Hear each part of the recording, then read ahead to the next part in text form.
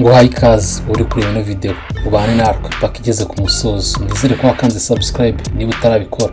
Iki ni cyo gihe cyiza cyo kubikora hano kuri Clever Rwanda.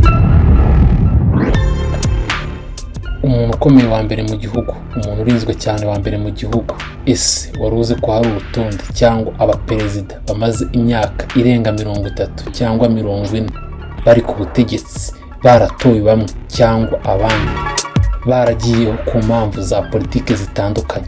Reka twinjire mu rutonde rwacu twabateguriye hano kuri Clever Rwanda, turebe abayobozi cyangwa abaperezida bamaze imyaka irenga myinshi bari ku butegetsi cyangwa bayoboye ibihugu byabo, haba muri Afurika ndetse no ku isi muri rusange. Ndagusaba wowe wakanze subscribe bana natwe paka ino video irangiye. Nawe utarakanze subscribe, iki ni cyo gihe cyiza cyo kubikora hano kuri Clever Rwanda. Urutonde rwacu rwa perezida twabateguriye amaze igihe kinini ku butegetsi. Ku mwanya wa mbere turahasanga Teodoro Obiang Nguema Basongo, uyoboye igihugu cya Equatorial Guinea. Yavutse ku itariki 5 z'ukwa gatandatu 1942, avukira mu gihugu cya Guinea. Teodoro Obiang ni perezida w'igihugu cya Equatorial Guinea wagiye ku butegetsi cyangwa watangiye kuyobora kino gihugu mu mwaka 1979. Yafashe ubutegetsi nyuma yo gukuraho se wabo witwaga François Ngumi. Amaze imyaka irenga 45 ariwe utwaye cyangwa ariwe uyoboye igihugu cya Equatorial Guinea, bigatuma ariwe mu perezida wa mbere ku isi umazeho igihe kinini atwaye cyangwa ayoboye igihugu cya Guinea.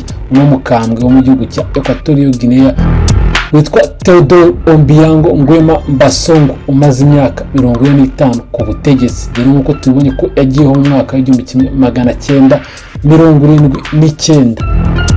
Ku mwanya wa kabiri mu baperezida bamaze igihe kinini bayoboye ibihugu byabo turasanga umunyakameruni witwa Paul Biya. Paul Biya yavutse ku itariki 13 z'ukwa kabiri 1933. Paul Biya ni umwe mu bayobozi bakuze bayoboye igihe kinini ndetse akaba afite n'imyaka myinshi. Paul Biya akaba yaratangiye kuyobora igihugu cya Cameroon kuva mu mwaka w'1800. Mu mwaka w'1900 Paul Biya akaba yaratangiye kuyobora igihugu cya Cameroon mu mwaka w'1982. Akaba ari umwe mu baperezida bakuze cyane ndetse afite n'amateka atangaje, dore yuko Paul Biya ataba mu gihugu cya Cameroon inshuro nyinshi aba yibereye mu gihugu cy'Ubufaransa. N'umuyobozi uyobora igihugu cya Cameroon akaba atangaje cyane, dore yuko bamwe mu bagize minisiteri cyangwa abaminisitiri ayobora atabazi amazina yabo, kuko ntabazibibuka, kuko arashaje cyane. Paul Biya watangiye kuyobora mu mwaka w'1982 n'ubu aracyayoboye igihugu cya Cameroon. Ku mwanya wa gatatu mu baperezida bamaze igihe kinini bayoboye ibihugu byabo turahasanga umukambwe Denis Sassou Nguesso, akaba ayobora igihugu cya Republican of Congo. Denis Sassou Nguesso yavutse ku itariki 23 z'ukwa 11 1943. Denis Sassou Nguesso ni perezida uyobora igihugu cya Repubulika ya Congo, ariko Congo Brazzaville. Yabaye perezida wa mbere mu mwaka w'1979, agaruka ku butegetsi mu mwaka w'1997. Nubwo atayoboye imyaka yose yikurikiranye, amaze igihe kinini ku butegetsi cyangwa ku buyobozi bwa kino gihugu akiyobora.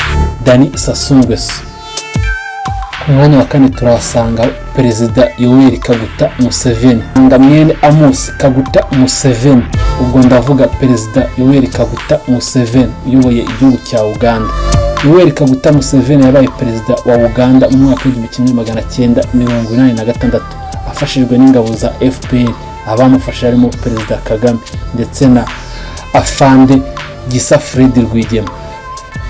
Yoweri Kaguta Museveni yafashe ubutegetsi nyuma y'intambara idasanzwe ya National Resistance Army. Ubu Kaguta Museveni ni umwe mu baperezida cyangwa mu bayobozi bamaze igihe kinini ku butegetsi. Perezida Museveni uyoboye igihugu cya Uganda kiri mu majyaruguru y'igihugu cy'u Rwanda. Ku mwanya wa gatanu turahasanga Isaias Afwerki uyoboye igihugu cya Eritrea. Isaias Afwerki yabaye perezida wa Eritrea kuva iki gihugu cyabona ubwigenge mu mwaka w'1993. Niwe perezida wenyine uyoboye kino gihugu rukumbi kuko nta wundi muperezida urajyaho uyoboye igihugu cya Eritrea, Isaias Afwerki, na n'ubu ngubu akaba ari uyoboye kino gihugu cya Eritrea. Isaias Afwerki wavutse ku itariki 2 z'ukwa kabiri 1946. Ku mwanya wa gatandatu turahasangaho Alexander Lukashenko uyoboye igihugu cya Belarus. Alexander Lukashenko yabaye perezida wa Belarus kuva mu mwaka Alexander Lukashenko yabaye perezida wa Belarus kuva mu mwaka 1994. Akunzwe cyane kwitwa umuyobozi w'igitugu n'abanyaburayi cyangwa abanyamerika. Uno perezida cyangwa uno mugabo Alexander Lukashenko akaba akundana n'abayobozi batandukanye b'ibihugu byo muri Aziya cyangwa Aziya ya hafi y'Iburayi. Akaba akundana na Vladimir Putin.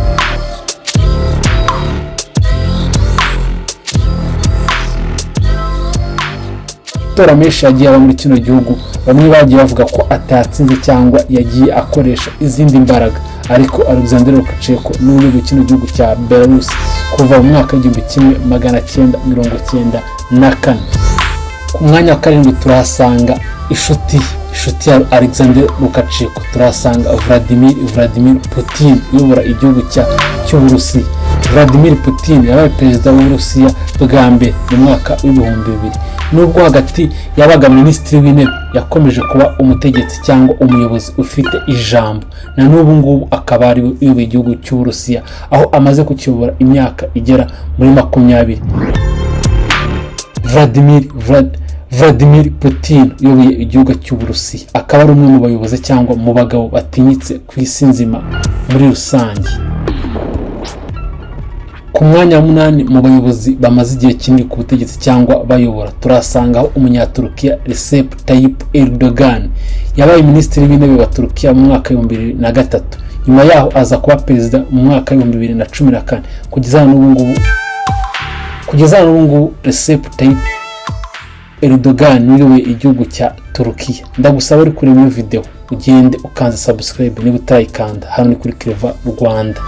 Ku mwanya wa 9 turasangaho Xi Jinping akaba ayoboye igihugu cya China. Kuva mu mwaka 2013 yatorewe kuba umuyobozi w'ishyaka ry'abakomunisiti, na n'ubu ngubu akaba ari we uyoboye igihugu cya China. Tuzi yuko umuntu wese ubaye perezida cyangwa umuntu ugiye kuba chairman w'ishyaka ry'abakomunisiti ari we ugomba kwita uyobora kino gihugu. Perezida Xi Jinping yahinduye itegeko nshinga rigenga manda, aho mbere zari manda 2, ariko yaje kubihindura bituma ashobora gukomeza kuyobora igihugu igihe kirekire, igihugu cy'Ubushinwa. Kandi dore yuko mu gihe kiwe igihugu cyaje gutera imbere ku buryo budasanzwe, kikaba aricyo gihugu cya mbere cyangwa gifatwa nk'igihugu cya mbere gikize ku isi, igihugu cy'Ubushinwa. Akandi gateke kacu reka tubongereho undi muyobozi wundi umaze igihe kinini ayobora. Turasanga Perezida Paul Kagame, perezida w'u Rwanda, perezida wahagaritse jenoside yakorerwaga abatutsi mu mwaka 1994. Akaba ari umwe mu baperezida bazwi cyane ku isi ndetse bamaze guteza igihugu cy'u Rwanda ndetse na Afurika nzima muri rusange. Perezida Paul Kagame yabaye perezida w'u Rwanda kuva mu mwaka 2000 kugeza n'ubu niwe uyoboye igihugu cy'u Rwanda, aho akomeje guteza imbere igihugu bikomeye cyane ndetse akaba akomeje n'indi mishinga ikomeye yo guhindura Afurika ndetse no kunga Afurika. Perezida Paul Kagame, perezida w'igihugu cy'u Rwanda, akaba ari umwe mu baperezida bakunzwe cyane haba muri Afurika ndetse no ku isi muri rusange. Ndagushimiye warebye ino video ukaba ugeze ku musozo. Nizere ko wamaze gukanda subscribe hano kuri Clever Rwanda, tukugezaho ibiganiro bitandukanye haba politiki, imyidagaduro ndetse n'inkuru z'umuco hano kuri Clever Rwanda. Ndagusaba ubane natwe kandi hano hantu h'ingenzi ukwiye kujya umenyera amakuru yizewe hano kuri Clever Rwanda.